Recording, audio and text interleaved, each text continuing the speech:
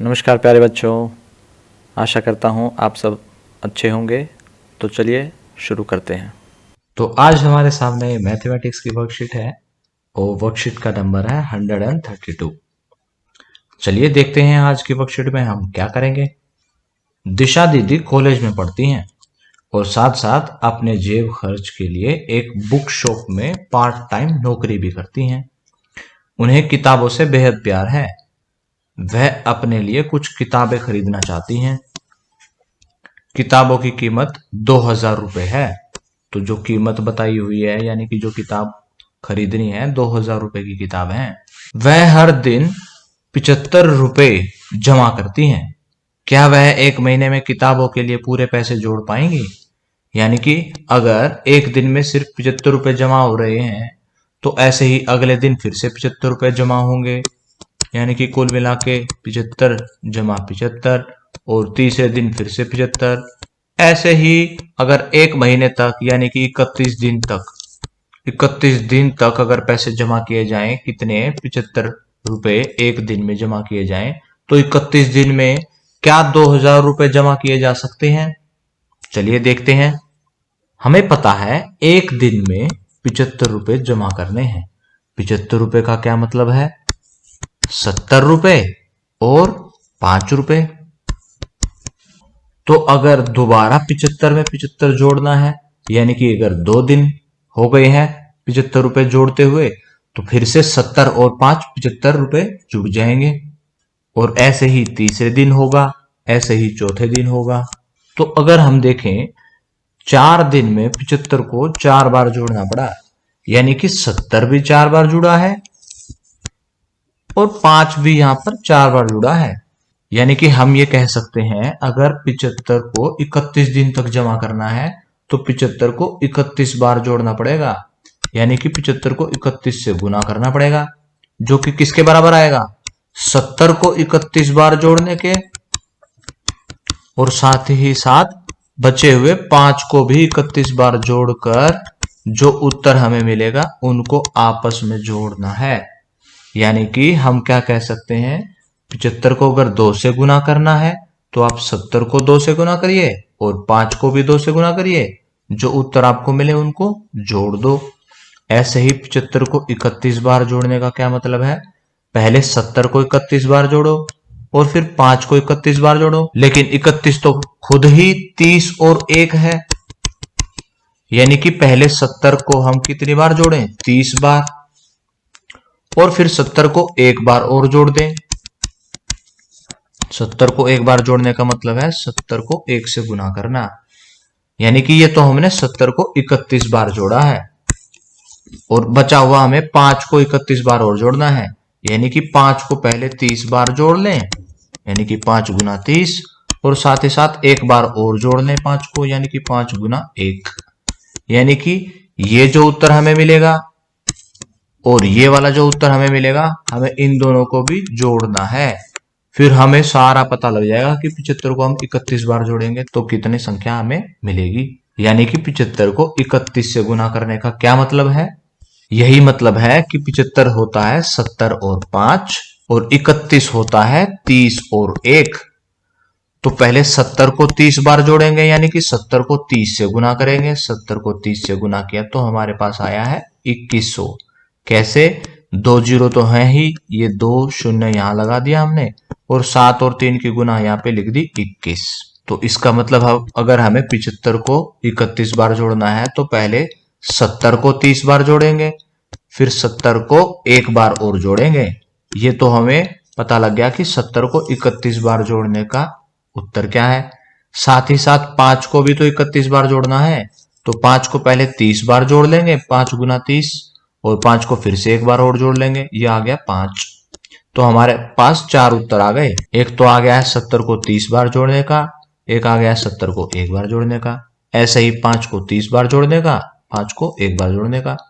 कुल मिला के कितना जोड़ आया हमारे पास, हम सबको जोड़ देंगे। ये रहा 2100 और ये रहा 150, ये रहा ये 70 और ये रहा हमारा 5। इसको जोड़ के हमें मिल गया है 2325। यानी कि अगर 75 रुपए जोड़े जाएं 31 दिन तक तो 2325 रुपए जमा हो जाएंगे।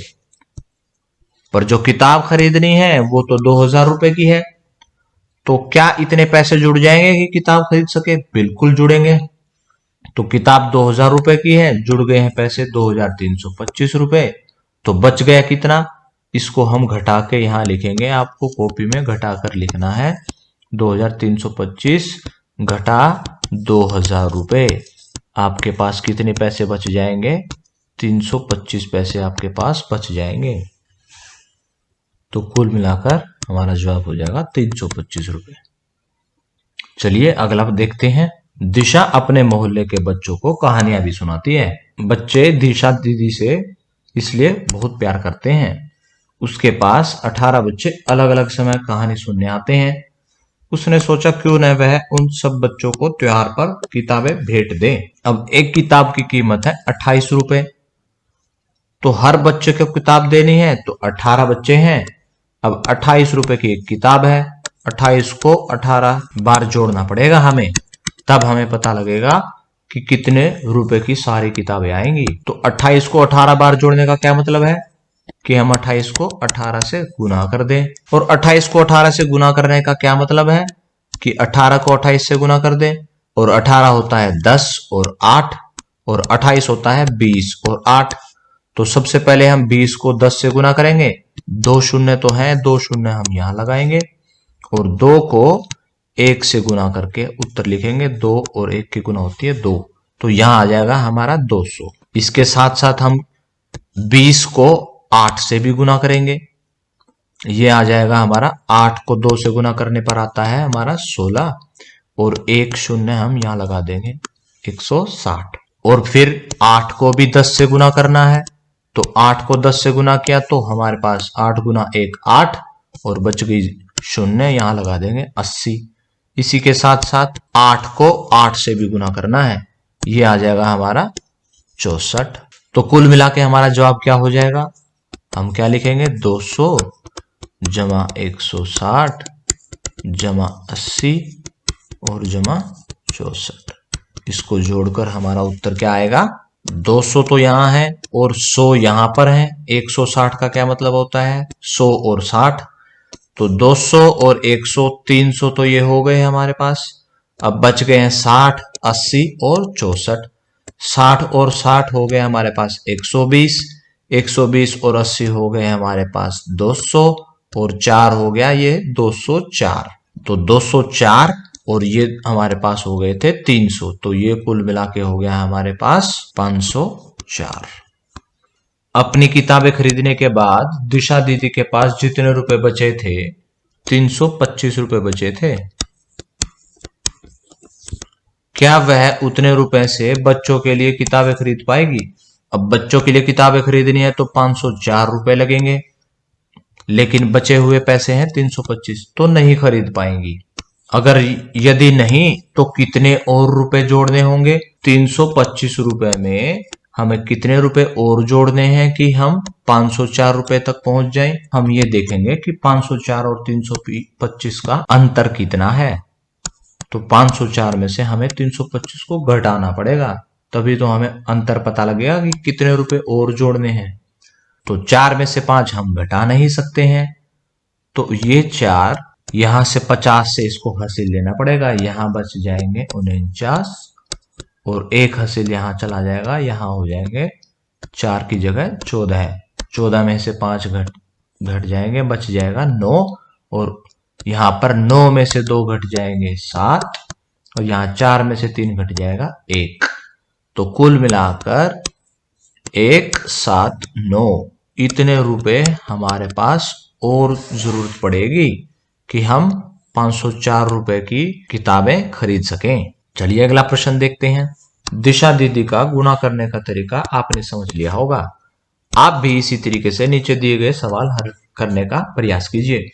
यानी कि 556 को अगर 31 बार जोड़ना है तो 550 और 6, 556 का मतलब होता है 550 और 6, 550 और 6 556, और 31 होता है हमारा 30 और 1, तो इधर लिख देंगे 30 और 1, और साथ के साथ हम इन दोनों की गुना करके हम यहाँ उत्तर लिखेंगे, इन दोनों की गुना करके हम यहाँ उत्तर लिखेंगे और इन दोनों की गुना करके हम यहाँ उत्तर लिखेंगे। तो इसका उत्तर क्या हो जाएगा?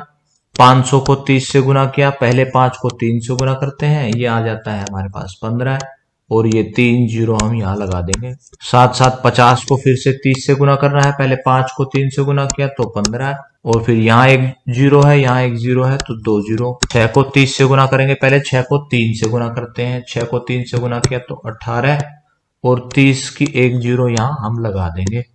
साथ साथ 1 को गुना करना है पहले 500 से तो ये हो जाएगा 500, फिर 1 को गुना करना है 50 से तो ये हो जाएगा 50, फिर 1 को गुना करना है 6 से तो ये हो जाएगा 6 और कुल उत्तर हमारा कितना आएगा? हम इन सबको जोड़ देंगे, ये सबको जोड़कर आप उत्तर लिख देंगे। कैसे जोड़ेंगे?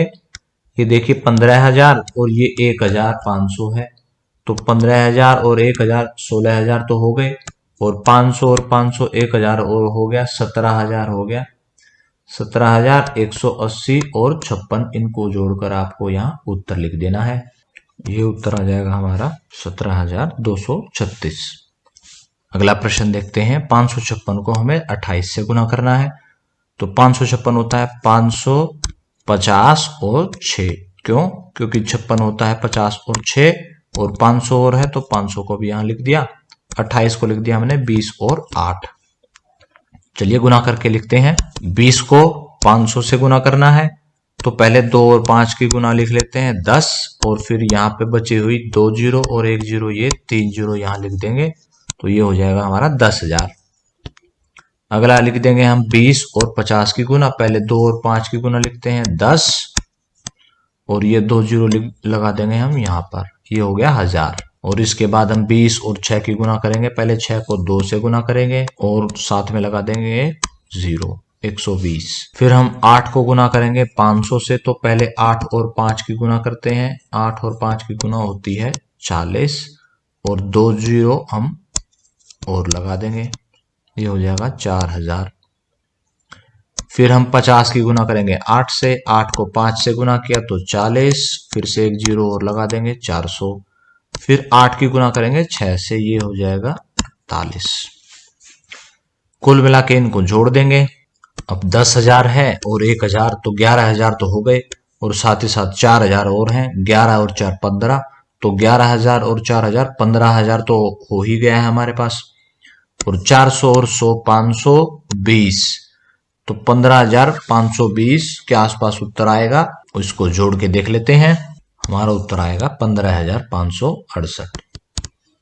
आज की क्लास यहीं ख़त्म होती है। अगर आपके कुछ डाउट्स अभी भी बाकी हैं तो आप कमेंट सेक्शन में पूछ सकते हैं। कल फिर मिलेंगे, कुछ नया सीखेंगे। तब तक के लिए धन्यवाद। जय हिंद।